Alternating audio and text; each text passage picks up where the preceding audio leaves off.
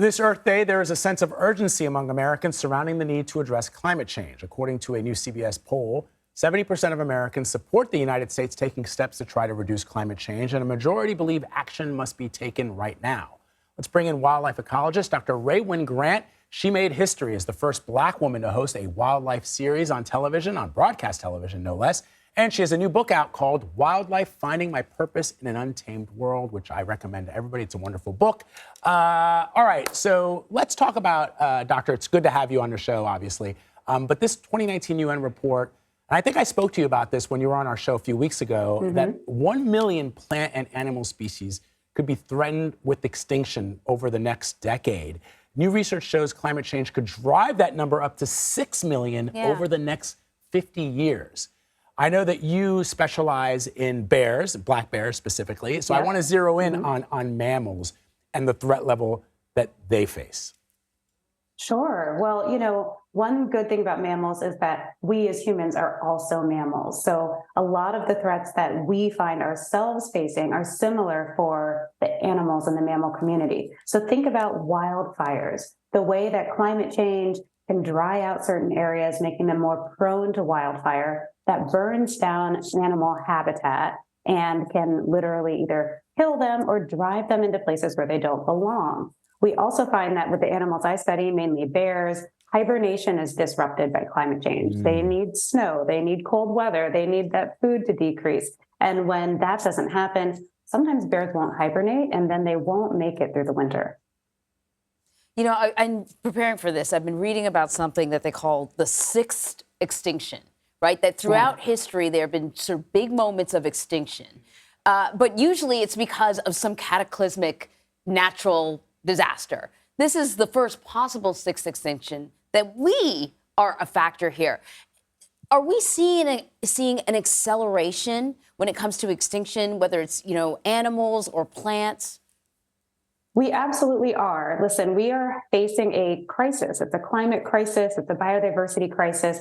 We as human beings have created this sixth mass extinction. But the good news is that it's avoidable. We are not already all the way in it. And there are a lot of actions that we as a society can take today to reverse this trend. It's possible that we can actually use science, use what we've seen, predict the future, and make some policy and societal changes now to avoid this catastrophe.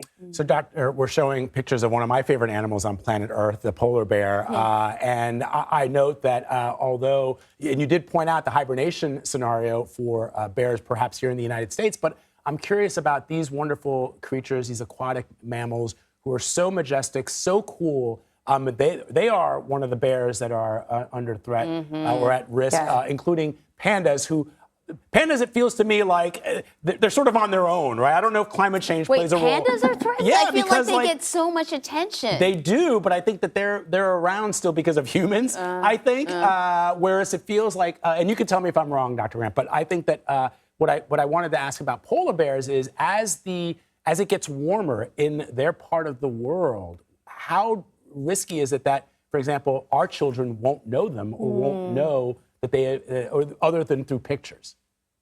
Sure, absolutely. I mean, polar bears are kind of the poster child for climate change right now because they live in Arctic environments and they depend on ice. They actually need sea ice in order to hunt. So polar bears are not a bear that hibernates. They don't really mind when it gets super cold, but they actually go off onto the sea ice to look for their prey, which are seals in the water, and then they jump in and get the seal. Without sea ice, they can't hunt seals. They can't hunt seals from land, and so they don't have a food source. However, we are finding that polar bears, like a lot of other animals, are finding ways to adapt to life without sea ice. We don't really like to see it, but they're coming inland more, and they might start hunting other prey. Think of reindeer or caribou. They have the physical ability to do it, and it's all about will they adapt to that change if we lose sea ice. Okay, so we're both parents. If there is one thing we could say or do with our children to encourage them to have the same attitude that you have, what should we do?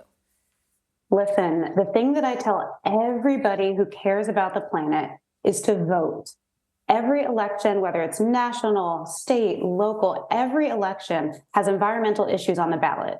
And every candidate has some kind of stance on environmental issues. So educating ourselves and our kids about how our vote matters when it comes to what kind of planet we want to have in the future is the most important thing we can do as Americans. And it can actually make or break our chances at a healthy planet. Great advice. Rae Wynn-Grant, thank you so much. Thank you, Dr. Wynn-Grant. Appreciate you.